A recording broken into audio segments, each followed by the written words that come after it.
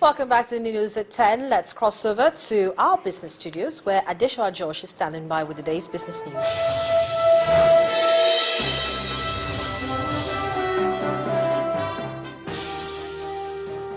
Thank you, Harriet. Good evening, everyone. Welcome to Business News.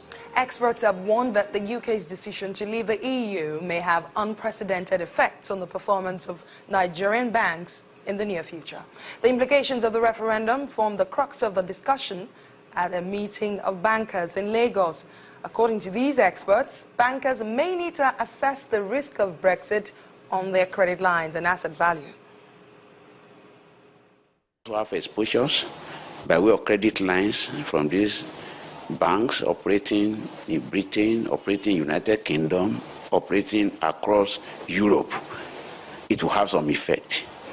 We do know that as banks too, we have customers that are either lenders or borrowers. Brexit will have implications on the value of their assets, will have implications on the ability and capability of those of the borrowers, of the lenders to meet obligations. One area that just concerns us as a bank is to understand the risk around issues around people, services, goods, and capital, which is basically the underpinning of the EU-UK relationship. It's in understanding the different dimensions of those four pillars and how it affects you. So each bank will need to do an assessment.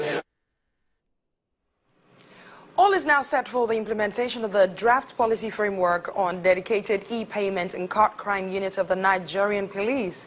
The Central Bank's Director of Banking and Payment System, Mr. Dikpo Fatoku, made this known at this year's second meeting of Electronic Fraud Forum in Lagos. According to Mr. Fatoku, the proposed unit, which has now earned the approval of the Central Bank of Nigeria, will be situated in Lagos. And we have obtained the approval of the Committee of Governors of the Central Bank to do the following. 1. The approval covers the operational framework for the unit. 2. Provision of temporary office accommodation for the unit in a location in Lagos for an initial period of 2 years. 3. That the framework should be presented to the Bankers Committee to facilitate the recruitment of industry secondees, work study of similar units, and takeoff of funding for the unit. Bearish sentiments persisted at the Nigerian equities market this week as the benchmark index closed 4.39% lower. All-share index dropped to 29,305.4, while market capitalization declined to 10.06 trillion naira. Total volume traded eased by 38.47% to 1.46 billion shares, worth 17.06 billion naira, and traded in 21,246 deals. Market breadth was negative, with 22 gainers, topped by Julius Berger with 21.26% against 52 losers, led by Smart Products Nigeria with 25.49%. GT Bank, FBNH and Transcorp collectively accounted for 35.65% of total volume traded during the week. And that's Business News tonight. The news at 10 continues in a moment. I am Adeshwa Josh.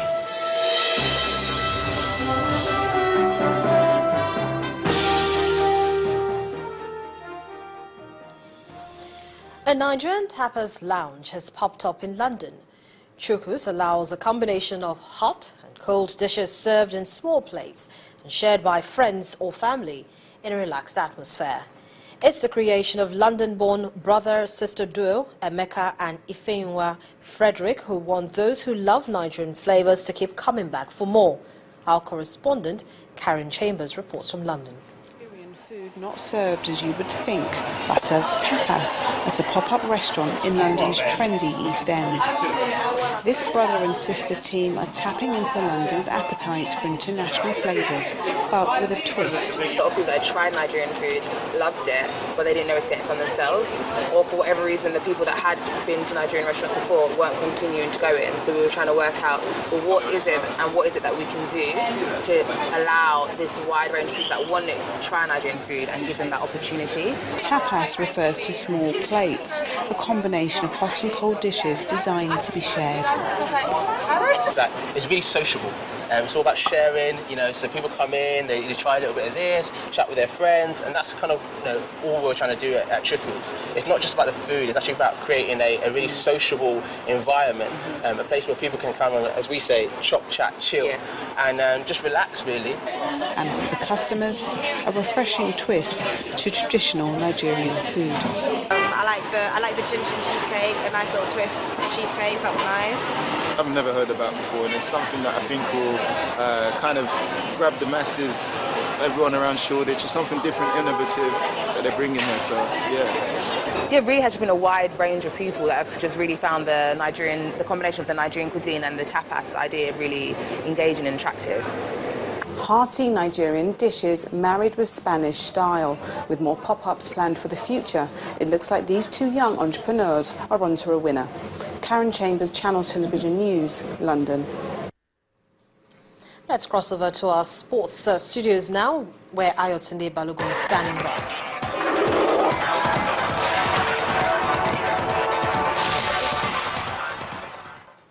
Yes, indeed. We're starting from the home front, where the league management company has granted waiver on its ban on the Agege Stadium. Now, the Agege Stadium is the home ground of MFM FC, and it was banned after irate fans encroached onto the pitch during a league game against Shooting Stars of Ibadan on June the 18th. But then the LMC took cognizance of the scheduling of the live broadcast of the fixture between MFM FC and city rivals Ikorodu United, billed to hold tomorrow, and have consequently lifted the closed gate sanction imposed on MFM. With this decision, the sanction on the stadium will now come into effect from match day 27 home fixture against Heartland. World number one Novak Djokovic has been dumped out of the 2016 Wimbledon Championships by Sam Querry. Now, the defending champion was beaten 7-6, 6-1, 3-6, 7-6 by his American opponent in their third-round clash, as his bid for a calendar Grand Slam ended on court 1. Querry's win ends Djokovic's streak of 30 consecutive match wins at majors, and the loss marks his earliest exit since the 2009 French Open.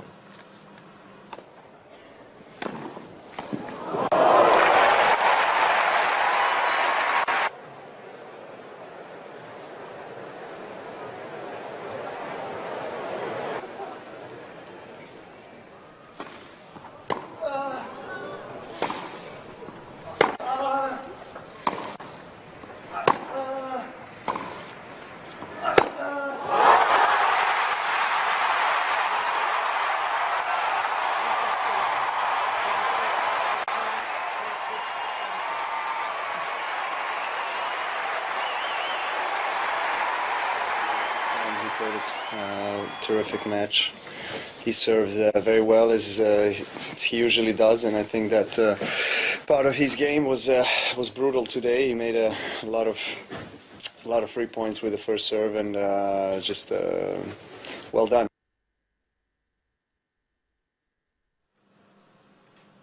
Lewis Hamilton has claimed pole position for the Austrian Grand Prix. The defending champion beat Mercedes teammate Nico Rosberg by over half a second, while Force India's Nico Hulkenberg placed third. Despite finishing second, Rosberg will start the race from 7th due to a 5-place penalty applied for a gearbox change triggered by his heavy crash in practice 3.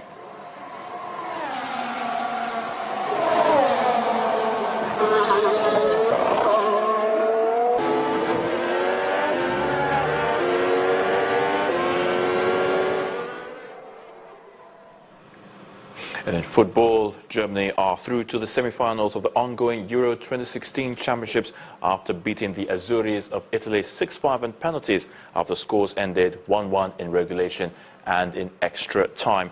Jonas Hector scored the winning penalty for the Germans, who ended their winless run against the Azzurri in a major tournament. And Mark Cavendish has won stage 1 of the Tour de France and claimed the yellow jersey for the first time in his career. Cavendish started his sprint at the same time as arch-rival Marcel Kittel, but then parred away from the German in the final 100 meters. It was Cavendish's 27th victory at the Tour and moves him to within 7 of Eddie Merckx's record of 34 stage wins. He is just 1 behind second-placed Bernard Hinault's total of 28.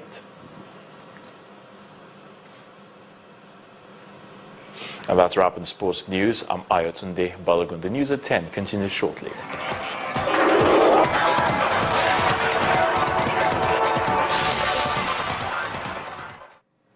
It's been about 24 hours since 20 foreigners were killed in Bangladesh by Islamist militants who launched an attack on a cafe in the capital.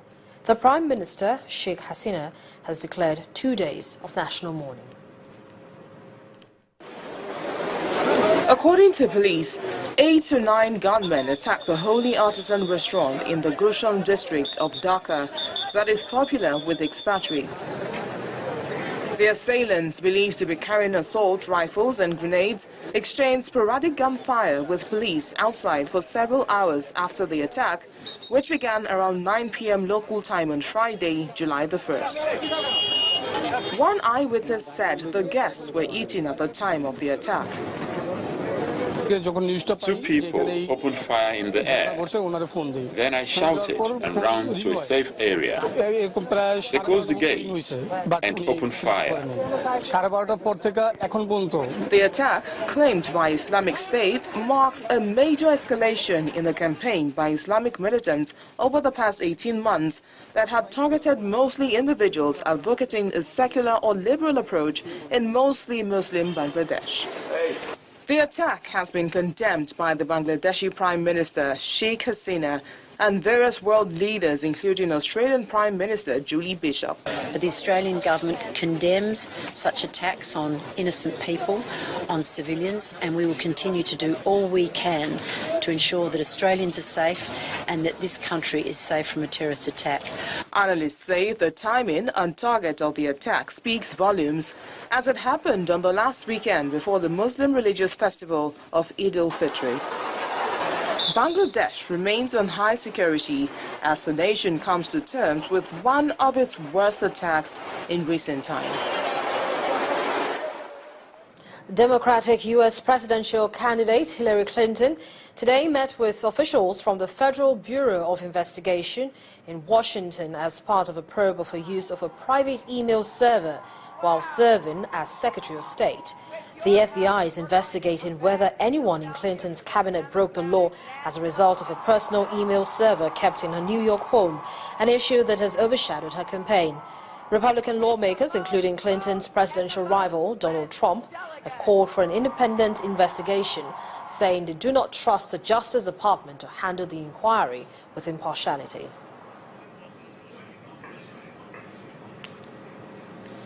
And the main news again.